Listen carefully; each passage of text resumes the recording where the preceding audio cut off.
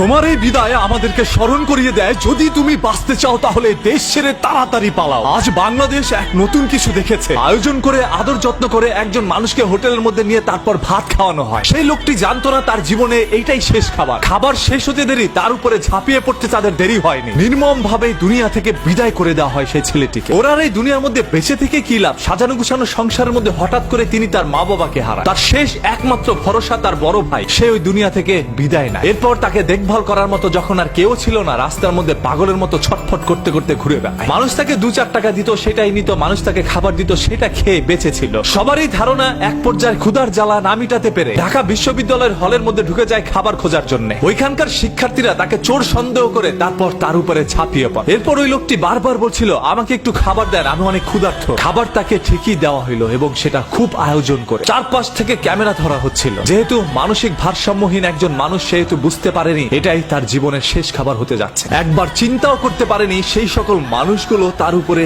এইভাবে ঝাঁপিয়ে পড়তে পারে। বাংলাদেশের ইতিহাসে হয়তোবা এরকম কোন মহর্ষ ঘটনা আগে কখনো ঘটেনি। আজকের এই ঘটনাটি আমাদের সবাইকে চিন্তায় ফেলে দিয়েছে। আসলে যদি আমরা বাঁচতে চাই তাহলে দেশ ছেড়ে আমাদের পালাতে হবে। এই দেশ আমার না, এই দেশের জন্মভূমি আমার না, এই দেশের মাটি আমার না, এই দেশের মানুষজন আমার না, এই দেশের কেউ আমার না। একটা সময় আমি আমার নিজেরও থাকবো না, আর তখন তাদের খেলনার পুতুলে পরিণত হব। এই ছেলেটির নাম হচ্ছে তোফাজ্জল। বরগুনার পাথরঘাটা এলাকায় তার জন্মগ্রহণ। তিনি একজন মেধাবী শিক্ষার্থী হিসাবে পাথরঘাটার একটি কলেজের মধ্যে ভর্তি হয়। এরপরই তার পরিবারের মা বাবা ভাই বোন সবাইকে হারানোর পরে পাগল হয়ে রাস্তার মধ্যে ছুটে বেড়ায়। এমন তো অবস্থায় ঘুরতে ঘুরতে তিনি ঢাকা শহরে চলে আসে, আর এটাই তার জীবনের শেষ সিদ্ধান্ত ছিল। আজকে ওকে যে আপনারা হসপিটালের মর্গের মধ্যে ফেলে রেখেছেন, ওকে নিতে কে আসবে? ওর তো পরিবারের কেউ নাই। যার এই দুনিয়ায় কেউ নাই, তার বেঁচে থেকেই বা কি লাভ? হ্যাঁ, আপনারা অনেক ভালো কাজ করেছেন ভাই, ওকে দুনিয়া থেকে বিদায় করে দিয়েছে। আজ ওর পরিবারের কেউ নাই, ও একা হয়ে গিয়েছে। আজকে ওর দাফনটাও হয়তোবা একাকিত্বর মাঝখান দিয়ে যাবে। তবে হ্যাঁ, আজকে তার পরকালে সবার সাথে দেখা হচ্ছে। ওর জন্য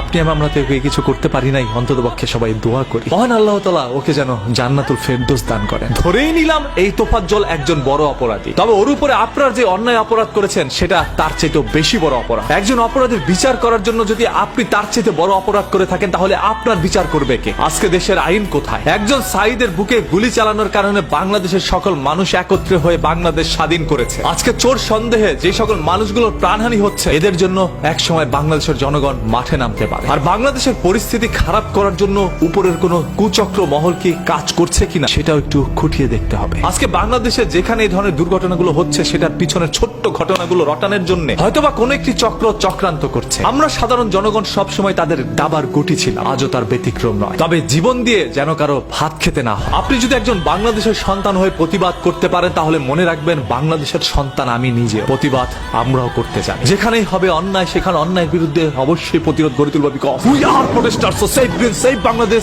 with me every time anywhere. ধর্ম নিয়ে কেউ যদি বাজে কথা বলে, তাহলে তাকে সুযোগ দিতে হবে, কারণ ধর্মবর্ণ নির্বিশেষে আমরা সবাই মানুষ, আর মানুষের চাই সর্বদা মানুষের পাশে দাঁড়াতে। এটাই তো আমাদের একটি নীতি হতে পারে। আজ কেন এই দেশ এরকম হয়ে যাচ্ছে? যে যা পারছে তাই করছে। দেশের মানুষের কি মানবিকতা হারিয়ে ফেলেছে?